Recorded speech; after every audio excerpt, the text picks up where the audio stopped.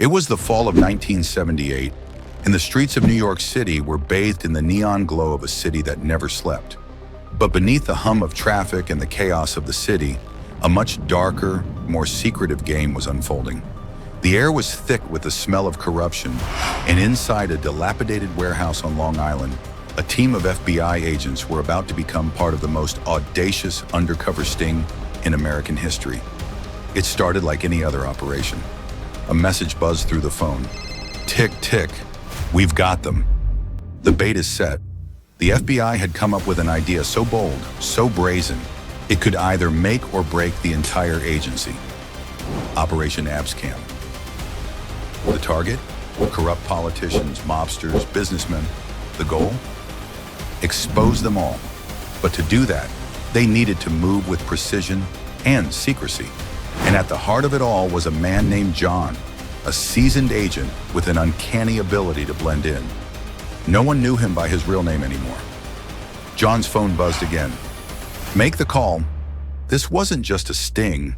This was the beginning of a game with lives on the line, with careers teetering on the edge of ruin. And for some, it would be the beginning of their downfall.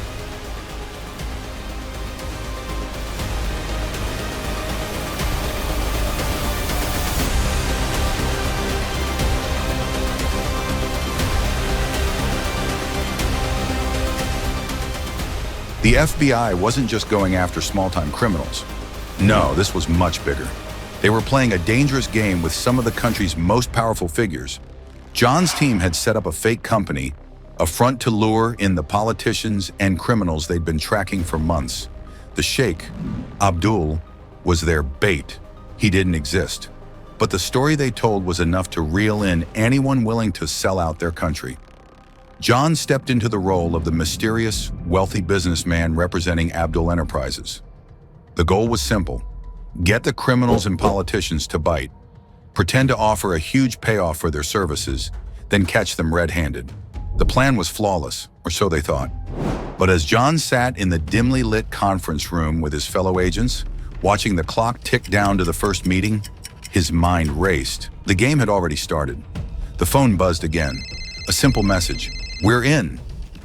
Across the table sat the first mark, Frank, a high-ranking New Jersey politician with a reputation for dirty deals. He was no stranger to the world of bribes and backroom politics, but today he was about to make a fatal mistake. He picked up the phone, barely noticing that his own words were being recorded, and agreed to draft the legislation that would grant the fictitious Sheikh asylum in exchange for a $50,000 payoff. His greed, his arrogance, he didn't see the trap closing in.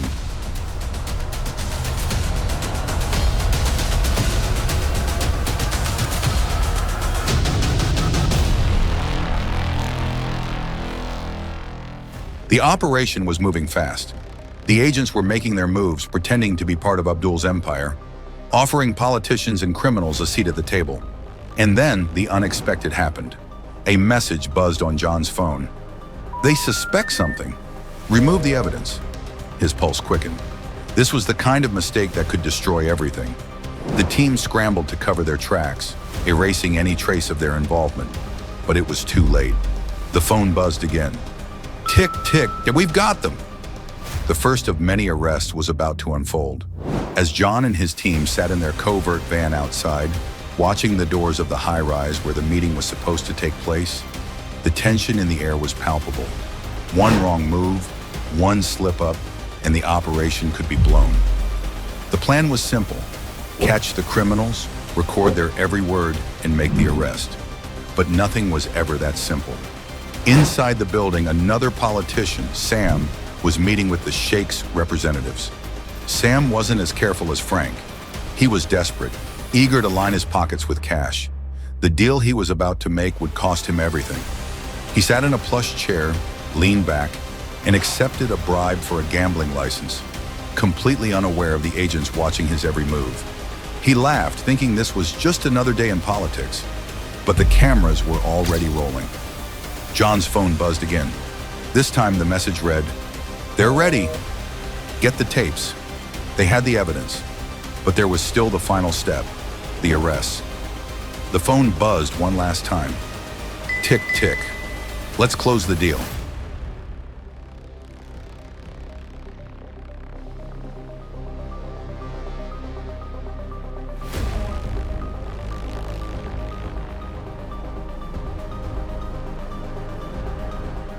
The agents moved fast.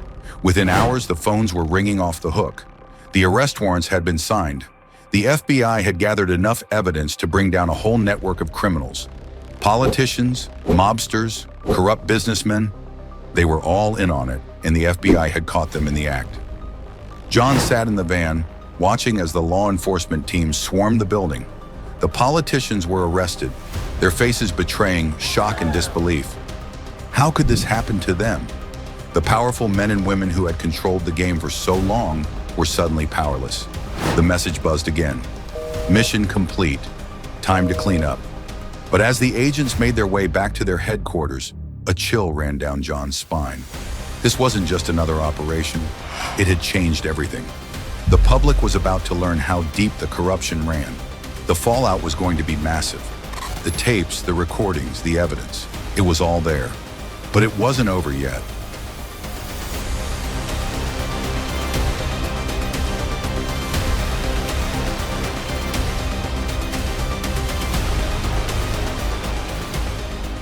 The news broke fast.